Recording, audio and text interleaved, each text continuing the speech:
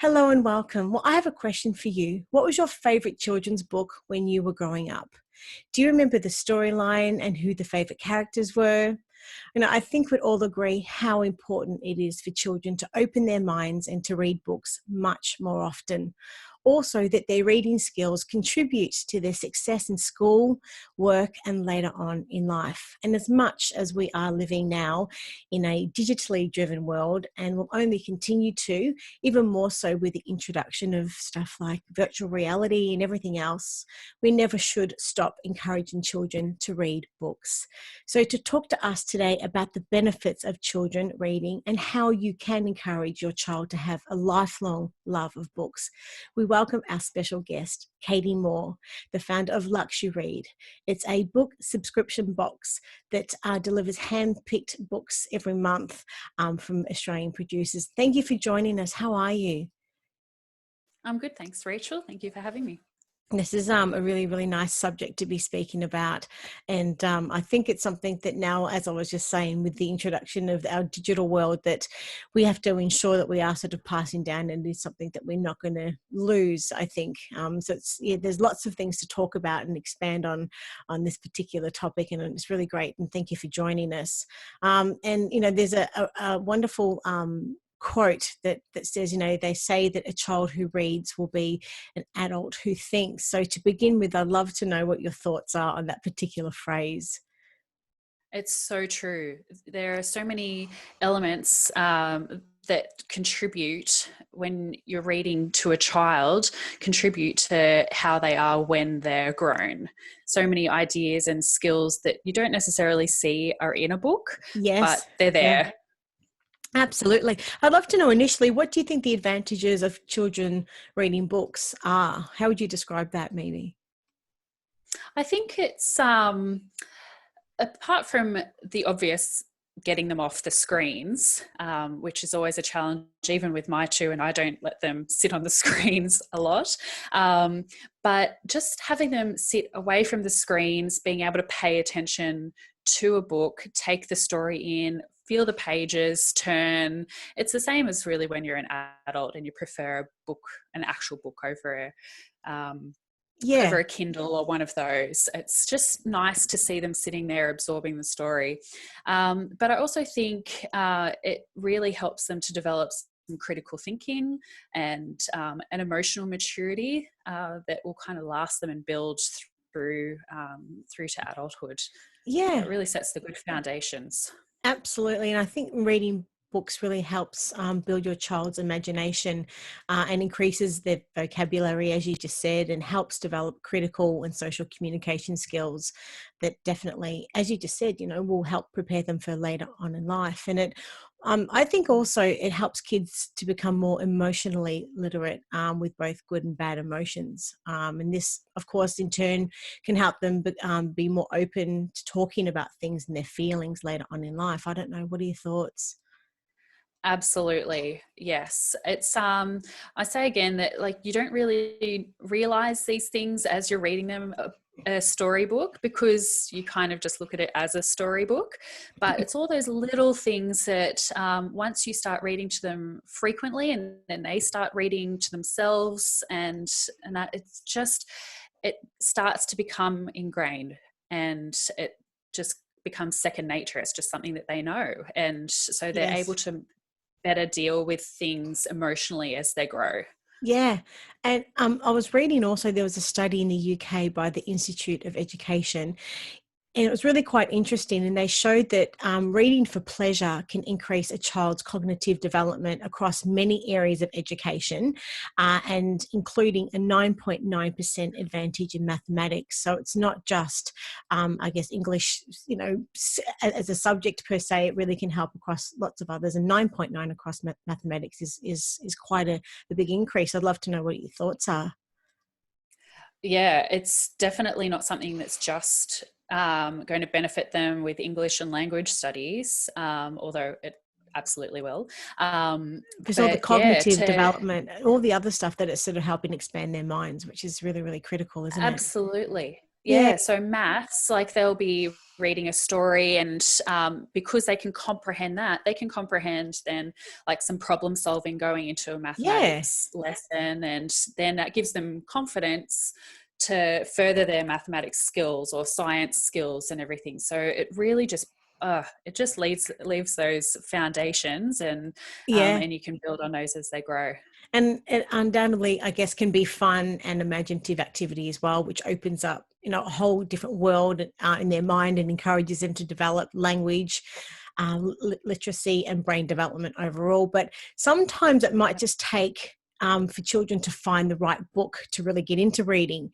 So I'd love to know, Yep. from your perspective, what tips do you have to help children to find books that they personally would like to read?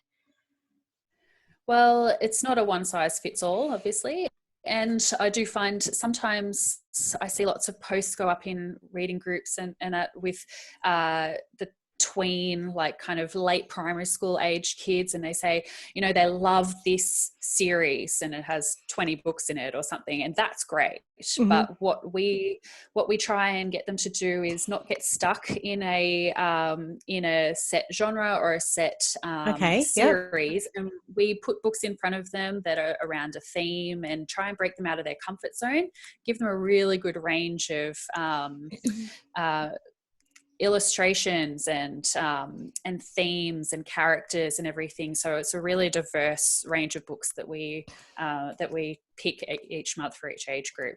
All right, great. So it's about having that diversity in books and in subjects and different authors and writing and all of that sort of stuff, and finding Yes. what style that they sort of gravitate to. Is that what it is? Yeah, definitely. And I think putting the spotlight on different authors, I don't actually know how many different nationalities we've put a spotlight on, and everything. So, for example, last month was our theme was belonging, and so there was a lot about kind of the Black Lives Matter movement and Fantastic. immigration and finding your place in the world. Mm-hmm. And so that really kind of makes them see different places and different people, and makes them appreciate different perspectives. And so Keeping they it can then go, current too. yeah, and they can go and explore that further and everything. And yeah, so I try and, in my little what's in the box cards, I try and include little prompts from the story and say, well, how about you go and do this with your parents, or take yourself off and do this little activity that will kind of get them thinking about stuff, and will hopefully foster a love of like that subject, and they can Yes. go on and read more. And I think now, so more so than ever, that reading is really started to compete with many screen related activities, as we all know. And in my research and in prep for this chat today, I saw that it was according to a report conducted by Scholastic, I think for YouGov. Now, this is a really interesting stat, but 75% of parents with kids aged 6 to 17 wish that their child would do more things that did not involve screen time. So 75%, that's huge. And this particular Huge. study showed kids responded saying that they would read more if they could find more books that they like. So I'd love to know, from your perspective, why do you believe it is so important to instill a love of reading books in this particular digital age? I think the key is to start young and have it just become part of their everyday routine. Of course, they're going to Yes. be tempted by screens and everything. And I think obviously our generation, like we grew up with no screens almost. And so we're forever trying to bring it back towards zero, the screen time. And Yeah, because that's what we knew. uh, Yep. that's what we knew. And I always had a book in my hand. And so I think um, that's the crux of it. You need to really try and instill that early. And 8 years old, I think you said the study was from 6 years old. That's 6 not to too young 17. to Yeah. Yeah, that's not too young to start it. So by getting a good range of books in front of them, and by, especially for the younger ones, like sitting with them and reading them and discussing it, it Mm-hmm. really does help to get them to see that it's a really beneficial activity. And it's a good bonding activity too, like to be able to talk to your kids about what they're reading, and Definitely. yeah. And the same study also found some other interesting points. Just quickly share those with you too, and I'd love to know what you think. But children are most likely to finish books that they pick out themselves, so to read the whole novel. And Mm. children wanted books that make them laugh. And parents, what they want for children in books is the same thing. That both parents and children actually just wanted something that was sort of, obviously positive and actually made them laugh. And nearly 3/4 of them said that they would read more if they could find books like that. So anyway, I just wanted to know what your thoughts are, and if you found the same sort of trend that generally kids are sort of wanting sort of positive, novels and that sort of stuff. Yeah, definitely. I think all our book selections do end like positively. I think um, that's really kind of the concept of a children's book, and to have like a good resolution at the end, An and underlying current to it. Yeah. yeah, and have that lesson in there, and everything. I think I really enjoy reading those kind of uplifting, funny books with my children, and Yes. you're right, they're the ones that they do reach for more often. But yeah, I think it's good to have a bit of a mix with having some good messages in there, as well as it being a bit funny, and that's where Definitely. we kind of Yeah. make it easy, I guess, having us pick them all. Yeah. Now, we published your article, and the title is How to Encourage a Lifelong Love of Books in Your Child. So, for someone who hasn't yet read the article, can you please tell us what the article is about and just what inspired you to write it? Yeah, well, we've seen such a movement, especially with COVID and homeschooling and everything, and Absolutely. obviously at home there are all the temptations of screens, and I think people have really wanted to get their kids back to basics. You see people out on the weekends now, and not so much in Melbourne, but riding bikes and Nothing happening down riding here at bikes the moment. getting out and getting into the garden, and doing things just as a family unit, and that doesn't involve the digital aspect of things, because I really want to come back to your basics. And so I think having that lifelong learning and lifelong love of reading, Hmm. um, kind of in the future, it's a great goal to head towards, and to start by just picking up a book. And like I say to my kids before bed, I'm like, go grab a book. That's your bedtime story. Pop it on your bed. And then the earlier in the day that we do it, the more lead up there is. And Yes. Yeah. especially if it's a new book, they love it. Yeah. Um, And but yeah.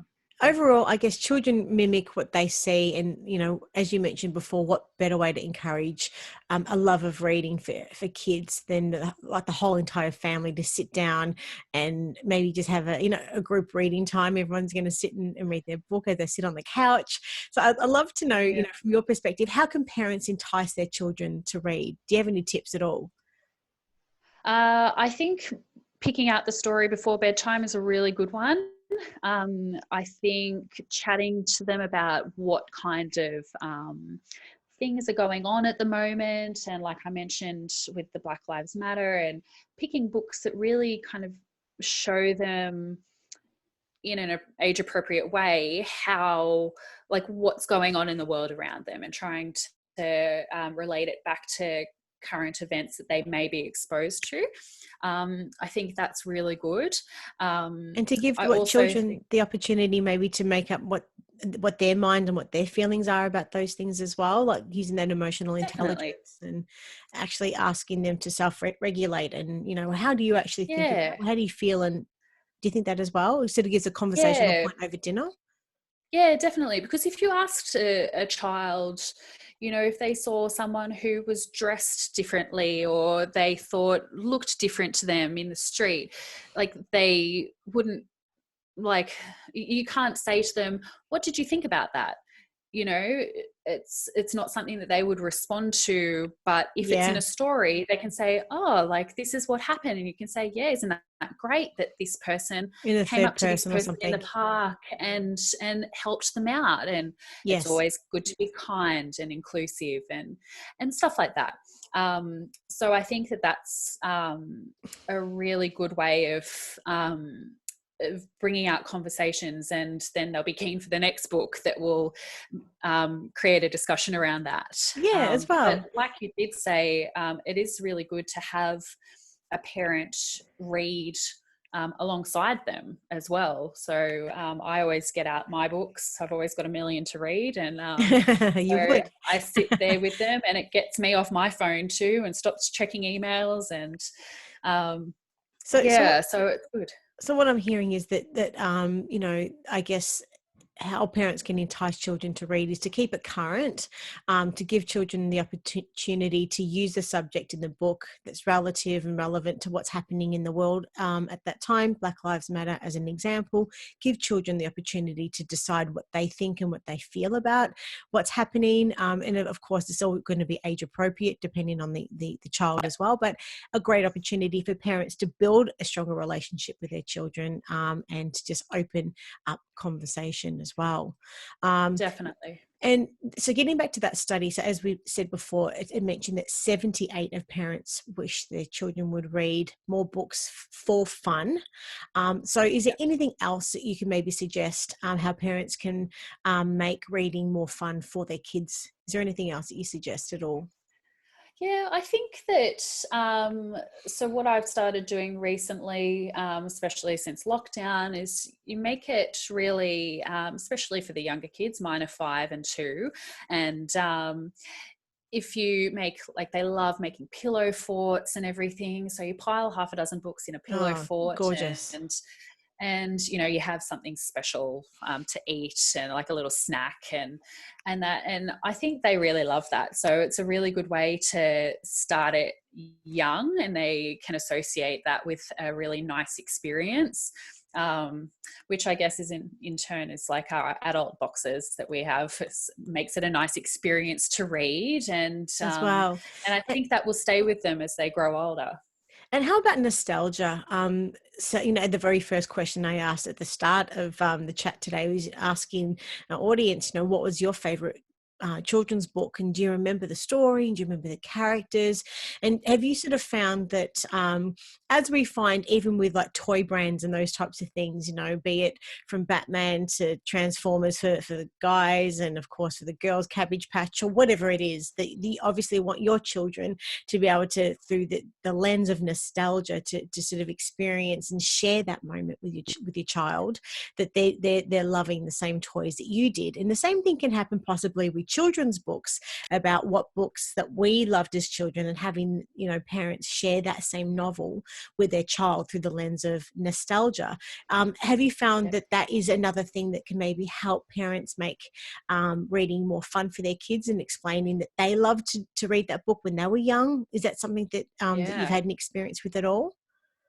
Yeah, absolutely. And actually going through and finalizing selections for the kids' boxes, I've come across a few that I'm like, oh, that would be so good in that. Like, I used to read that. So like even going back to your Enid Blyton and your Roald Dahl Of books and course. Yeah. everything. And yeah, so I think that's a really nice thing to do. And they've just redone reprinted all the Babysitters Club books ahead of the Netflix specials. And I just can't wait till my daughter's Babysitters Club ready. So Well, exactly. just so we can sit You can down and have do that that. moment. You can, yeah, of Yeah. course.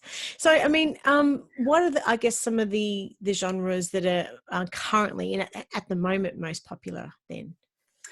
For kids, we don't focus so much on what's really current. We just focus on what's important. So it just so happened that, like, so our theme last month was belonging, and it just so happened that it coincided so beautifully with COVID and the sense of like displacement there, and then also Black Lives Matter. So like next month, our for August, our book's about Into the Garden. So we have kind of fostering a love of and an awareness of being outside, but also books like How to Grow a Friend and How to grow a stuff friend. like that. Yeah. So it's I've structured it mainly around social issues of acceptance and friendship and family and being kind and things like that, rather than a genre-based business like our adults boxes. But I do try and get a good mix of classics and new releases and just kind of niche books that you probably haven't come across in your Cool. kind of big W and everything. So Yeah. And I'd love to know if you could maybe provide and suggest some reading lists across some age groups. And I've actually done some research, I guess, to on different age groups. So as we sort of go through, I was going to maybe just highlight, I guess, some appropriate tips that are age appropriate to get kids excited about reading. And as I go through the age groups, if you could maybe share some of the books that you maybe suggest. So we could possibly start with that 0 to 3 years of age. The things that I have found in my research that can sort of help children to be excited and to introduce it to children. So for 0 to 3, just introducing reading as soon as possible and as soon as parents can. That hardcover books, the paper ones may look pretty, but they're not necessarily going to last. So hardcover books for that 0 to 3 age group is probably a little bit better. Books with one sentence per page for the 0 to 3 age groups. Books with large, colourful pictures, of course, and topics such as maybe just one animals or transport, and obviously at this age introducing nursery rhymes, and this is really essential as it does assist children with hearing rhyming words. They're not going to be able to replicate the words until prep and grade 1, but sentences and patterns and new vocabulary is very important for that 0 to 3. And obviously you mentioned at the start, even just getting kids to turn the page and things like imitating the words of animal sounds and those types of things. Is there any particular books that stick out for you that you would suggest in a reading list for parents in that 0 to 3 age group at all? Yeah, there are a ton. You're right. It's best to keep it really simple, basic concepts, and the brightly coloured books are great for capturing their attention and drawing their eye to different things around the page. A classic that I'm sure most people have is 10 Little Fingers and 10 Little Toes by Mem Fox. Mm-hmm. And it's a beautiful book about all babies are the same and like just shows wherever you come from. It's you're all the same, really, when it boils down to it. And that's really nice because they can actually see other babies on the page as well. So yeah, that's definitely a really good one. There's another Mem Fox one, Where's the Green Sheep? That's definitely a favorite in our house, and that helps them to highlight like differences, so they can see the near sheep and the far sheep and the blue sheep and the red sheep, and that, so they also kind of go into emotions a little bit, different personalities and stuff, and that's a really good one. And the repetition of the words in that's fantastic. But yeah, rhyming as well is really important. And I think that and even in a picture book, like Nick Bland does an amazing job with his like bear series, the Grumpy Bear and the Hungry Bear, and I think Yeah. we have them all. And as you said before, also making reading a part of your nightly routine is very important, I guess, from that perspective. Also, moving on to the 3 to 6 years of age of sort of age bracket now, I guess the concept of Yep. print, children are going to be looking more deeply into this as they're sort of heading into primary school. But so teaching Yep. them what an author and illustrator is, teaching them the parts of the Yep. book, like the cover, the blurb, the wraparound picture, all of those types of things. Because of course, from a digital perspective, we don't get to experience these physical things, do we? You know, what a book actually Yep. feels like to hold. So the cover, the blurb, and the back, all of those types of things. Yes. Continuing nursery rhymes and well-known fairy tales. So Yep. what reading lists would you suggest for that 3 to 6 year age group? I think there is such a range, and I do have to say this is my favorite age group to Yeah. explore books with, and I just think there is such an amazing range out there that you can really just go to town on it. And I at the moment we're really loving kind of more books about the earth. So my daughter is reading a book about Charles Darwin's trip around the world, which has, again, Wow. beautiful As book early as illustrations. Pardon? as early as 3 to 6. That's incredible. Yeah, she's 5, and it's not talking so much about his theories, but just about the trip that he did and all the animals that he discovered. And Oh, that, so the wonderful. illustrations are beautiful, but she's starting to ask questions about like different animals in different countries, and all about that, and like geography. It also touches on that as well. So the other one is Lots, and the author and illustrator escape me at the moment, but it's called Lots, and it talks about how many different species there are and how many we have and haven't even discovered yet. And again, the illustrations are gorgeous. And so finding a topic that they're really drawn to, like animals, and or like you suggested before, transport and all that, they're Really they're important. really good Yeah. books at the moment.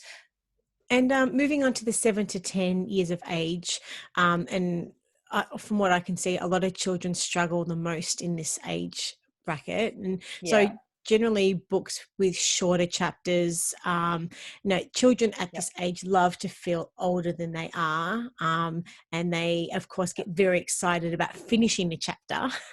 Yep. Getting back to funny storylines, kids in this age group also love to laugh and obviously have something that's going to sort of be quite humorous, and stories Yeah. incorporate relationship plots, the form of an action, a story, a good person, bad person. And comics are a great way Yeah. to encourage reluctant readers also. So is that something that you've had much to do, and or with Luxuread, that you actually promote comic books, and or not at all? Yeah. Look, I really think anything that encourages imagination, and comics are still a legitimate reading material. And in fact, one of our August books is actually written in a comic form. It's a Cool. beautiful book, and it just helps to Just explore the imagination and critical thinking. and really Oh, builds awesome. and supports the story. Yeah. And of Yeah, course, for that 7 to 10, we shouldn't really stop making reading part. But it still should be part of their nightly routine. But books such as the definitely. Chronicles of Narnia for ages 8 and up, I hear, are fantastic. And for ages 7 to 8, So good. yeah, and 7 to 8, like Charlotte's Web and other chapter books apparently work well as well. Yes, yeah. they have like the Ando series that he keeps building on. The Magic Tree House. Yes. Yep. Oh, I Yeah. remember that. That was my favorite. Yes. Yeah. And yeah. So And the then Magic Faraway Tree that's the and one. Yes. the Something Yeah. Tree House is a more modern one. The Something Tree House. It's gone. Which Anyway. my niece has been reading as well. And that's a Yeah. quite a thick book actually. And Yeah. maybe, So just and I was just going to move on to the 11 plus age group, that children at this age love book series. Have you found as they are growing older, they tend to sort of adapt more to a series of books as opposed to individual books? no, I find that they kind of, as they enter the YA, young adult fiction um, genre and age group, so that's where we kind of cut it off. So up until age 12, we have the kids boxes, and then we go into our adult boxes with the YA from 13 plus. Yeah. And Yeah. it's not so much about the series, it's more about the themes that they see in fiction at that age group. So it's talking a bit more about relationships, about finding yourself in a tumultuous time, which is the teenage years, Yes. and just dealing with whatever's thrown at you, and kind of becoming more emotionally mature as well. As well. And I've read that Yeah. in for this age group from the 11 plus, the 11 to 13, exploring more abstract ideas and world issues. But as you mentioned before, your 5-year-old sort of reading not that Darwin's abstract, but bigger stuff, but maybe more detail, Yeah. obviously, as an 11-year-old. So Yeah. topics that would include in the environment, world, friendships, as you just said before, relationships, all of these things are Yep. really important. But overall, I guess the message here is to not stop reading with children and teens as well. Definitely. And Yeah. Yeah. Even if you can give them some time, like to themselves, make them a hot chocolate and send them on their way out into a sunny spot in the yard or oh, how whatever. I nice. think it's probably not popular amongst their friends, but I think if everyone does it, then it would just be fantastic. To do. So just to really nurture that love of reading. Yeah. And I guess other things for parents to consider, and I've got a bit of a list here, is dyslexia, eye checkups as well, which is important, and confidence.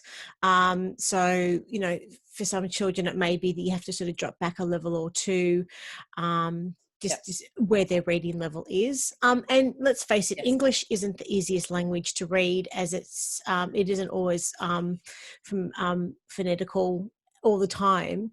Yes. And then some parents also may not be confident readers themselves. They may be struggling themselves, but it's something that they enjoy doing or want to be doing. So I guess Yeah, it's definitely. important that parents are obviously a good role model for their children, and as much as possible just to get off our phones, and reading a newspaper or a book is going to demonstrate this sort of stuff to kids. What do you think?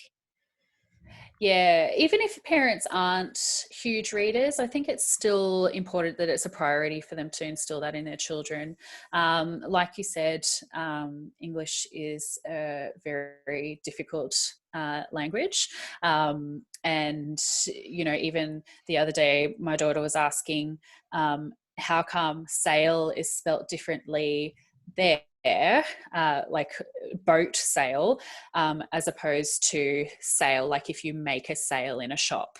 Mm-hmm. And I'm like, yep, so that's right. And then she was saying, but isn't sale if something is on sale? And I'm like, that's also sale, yes. And so Yeah. it is tricky, but again, starting reading from a young age, she's picking that up at 5, and that will carry through with her. So she'll have the context behind that, and she'll be able to critically think about how to put that in context and the different meanings with it, which will help language and everything as she grows older, and confidence, like you mentioned before. It really does build confidence. Yeah. And could you tell us a little bit more about Luxuread? And I guess, what was the inspiration behind launching the business? Yeah, so we've been up and running for just over 2 years, and we started just with adults boxes, and it's essentially a new release adult book in the genre of your choice, with a product that showcases a different Australian small business each month. So it might be a face mask, it might be a hot chocolate, it might be a nail polish or something, just something to kind of create a nice experience around reading a book, and to encourage busy women to pick one up every month or every 3 months. Yep. And because it's always on everyone's New Year's resolutions list to read more. And and then we kept getting more requests to increase genres. So we're now up to 7 genres to select from. And then it increased to people asking for children's boxes. And I thought, with everyone homeschooling, now's our time. People are looking to get back to basics, like I said earlier, and it's so important to nurture that love of reading from such a young age. So that's where we launched Luxuread Kids. So you offer book boxes tailored for ages 0 to 3, 4 to 7, and 8 to 12, like in those groups that we were just talking about before. Yes. And I'd like to know, did you notice a change in orders during sort of lockdown? Has there been sort of a bit of a surge? Well, because it's only a newly released product with the kids boxes, we really just went on where the demand was. And if you have people coming into your inbox saying, when are you releasing this kids box? Well, we listened to them and went with that. So it's been really well received. And in terms of our existing boxes, like our adult boxes, there's been a huge increase in people getting back to their love of reading. So it's been a really busy and great time. Yes. Well, we've definitely sort of touched on lots of interesting and crucial sort of points, I guess, in how to encourage, children's passion for reading, and not just that, but to start it from a young age. It's going to sort of carry them through with all the benefits. If you were to summarize your key messages for anyone watching and or listening, what would they be? I think just start anytime, because it's never too late to pick up a book. It's never too late to encourage regular reading. And even for yourself as a parent, it's sometimes difficult to actually turn off and pick up a book. But I think our kids find that too. So it's good to have that coming from the parents, and really just encouraging it day to day. It's never too late. Lifestyle. And just incorporate it in your everyday. Wonderful. And if parents have got any other questions for you and or would like to find out more about Luxuread, whereabouts can they find you? Yeah, we're on Instagram and Facebook at Luxuread and at Luxuread Kids. And if you hop on our website, luxuread.com.au, then you and that's can spelled email us Luxuread. Lux. That's it. READ. And we'll have all of those links in the show notes along with the article. Katie, it's been an absolute pleasure chatting to you today, and all the very best for the business, and hope to have a chat another time again in the future. Well, take care. Thanks so much, Rachel. You too. Okay, bye. Bye.